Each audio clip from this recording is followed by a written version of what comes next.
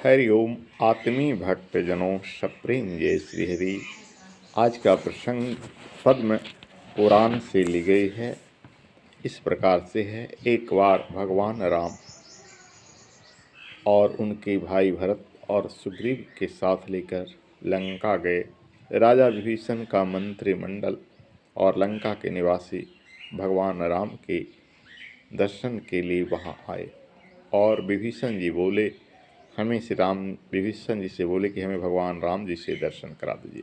विभीषण जी ने भगवान रामचंद्र जी से उनका परिचय कराया और भगवान राम की आज्ञा से भरत और उन राक्षस पत्नियों के द्वारा भेंट में दिए गए धन और रत्न राशि को ग्रहण किया। राजभवन में श्री रघुनाथ जी ने 3 दिन तक निवास किया।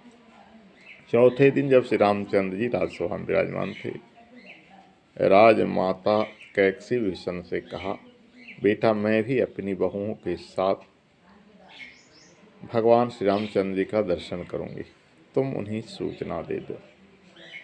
तुम्हारा बड़ा भाई उनके स्वरूप को नहीं पहचान पाया।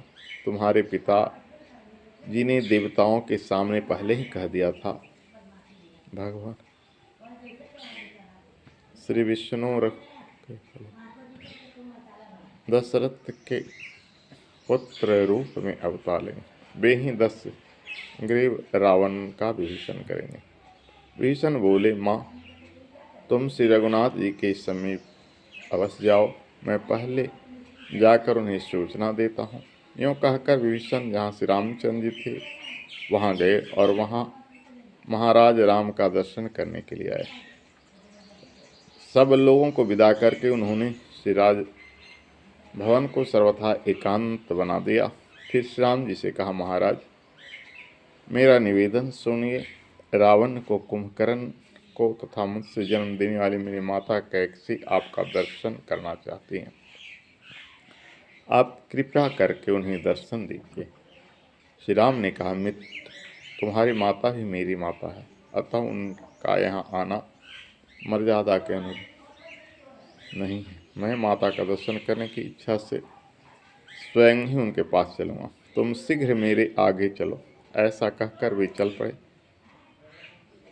कैकसी के पास पहुंचकर उन्हें मस्तक पर अंजलि बांधकर उन्हें प्रणाम करते हुए कहा, माता मैं आपको प्रणाम करता हूँ।